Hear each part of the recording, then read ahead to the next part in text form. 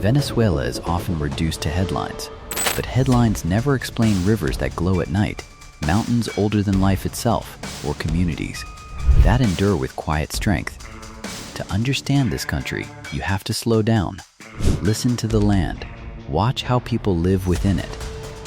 Only then does Venezuela reveal what it has always been, not a story of collapse, but a story of resilience shaped by nature, memory, and human connection. A land formed by time and encounter. Long before modern borders existed, indigenous civilizations lived across Venezuela's plains, jungles, mountains, and river deltas. Spanish colonization in the 16th century reshaped the land through conquest, religion, and extraction.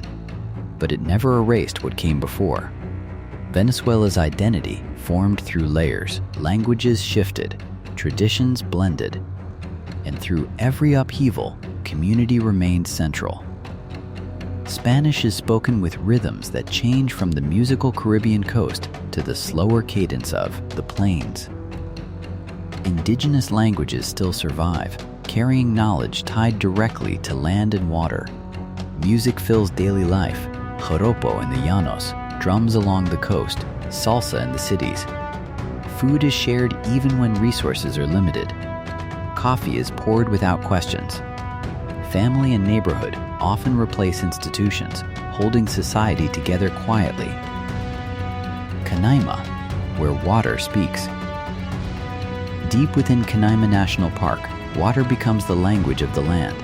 This is not a single waterfall, but a vast system, interconnected cascades flowing across ancient rock. Formed billions of years ago, rivers here do not simply fall. They slide, split, and leap, forming white curtains that disappear into forest corridors and wide lagoons. The water carries a dark amber tone, stained by tannins from decaying leaves, a slow chemical process measured in millions of years. Against the green forest, the contrast feels deliberate.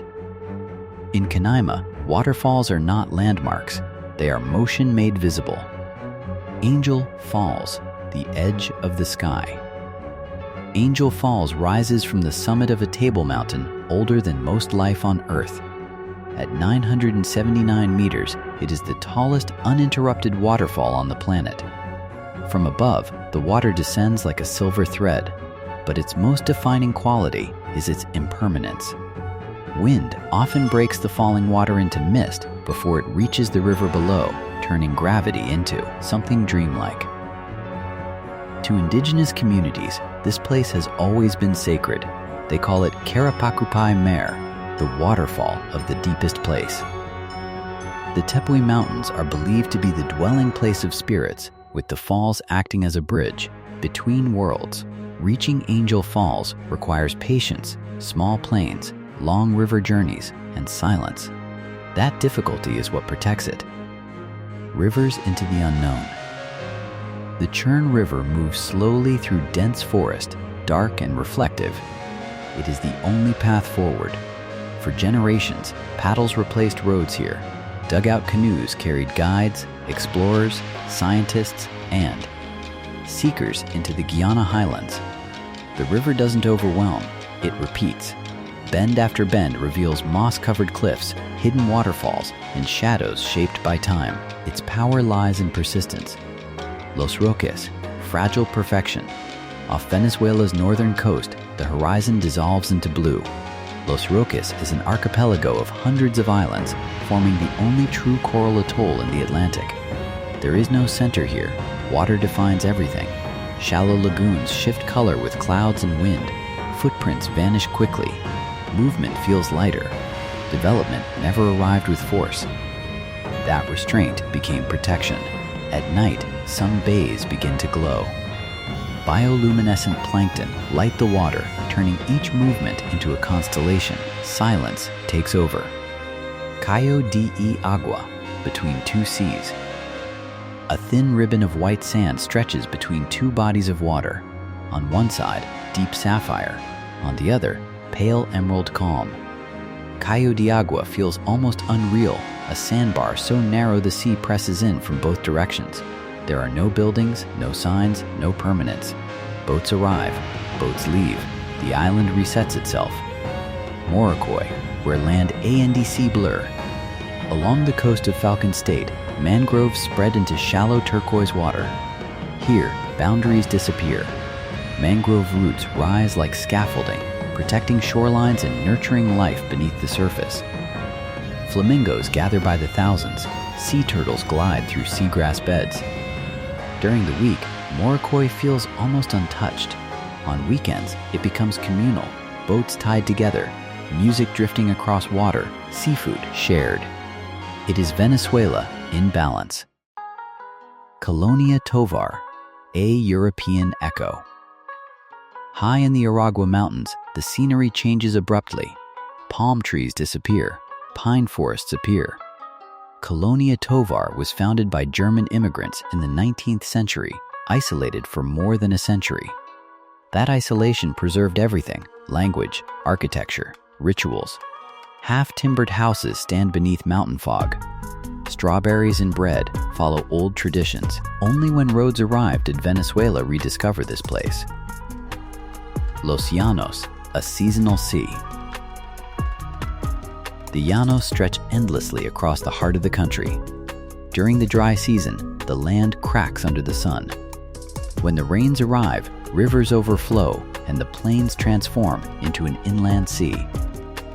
This rhythm sustains one of South America's richest ecosystems. Capybaras gather along flooded banks, moving without urgency. They belong equally to land and water, unbothered, resilient, essential. The Paramo, above the clouds. In the Merida Andes, the landscape becomes unfamiliar. Fog thickens, sound fades. The Paramo feels otherworldly. Frailejones rise from the ground like silent guardians, growing slowly over centuries. Despite its harshness, this ecosystem feeds much of the country's water supply. Life here survives through adaptation.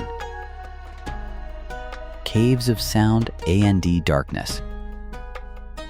Deep underground, caves stretch for kilometers beneath limestone. Inside live oilbirds, nocturnal creatures that navigate using echolocation. Their calls ricochet through darkness, filling the cave with a sound that feels almost unreal. It is a reminder that Venezuela's wonders do not always reveal themselves through sight. Mount Roraima, the lost world. A sheer black wall rises from the jungle. Mount Roraima is among the oldest formations on Earth. Its summit feels detached from time, quartz fields, carnivorous plants, and species found nowhere else. For indigenous communities, it is sacred. For explorers, it was obsession. For literature, it became myth. Lake Maracaibo, birthplace of a name. Lake Maracaibo predates most of the landscape around it. Stilt houses once reflected across its surface, inspiring the name Venezuela, Little Venice. Later, oil transformed the lake into the nation's economic engine. And above it, lightning strikes night after night. Catatumbo lightning, the most consistent lightning storm on Earth, illuminates the sky like a natural lighthouse. Science explains it. Local belief gives it meaning. Human marks on the land. The Karen River flows dark and powerful through the Guyana highlands. Nearby, the Guri Dam reshaped an entire valley into an artificial sea. Dead trees rise from the water, reminders of sacrifice made in the name of energy. Elsewhere, Coro preserves centuries of history through architecture shaped by both Spanish and Dutch. Influence. El Hatillo, just outside Caracas, moves at a slower pace, color, conversation, and coffee defining time. Along the coast, Chao continues centuries-old cacao traditions, producing beans prized across the world.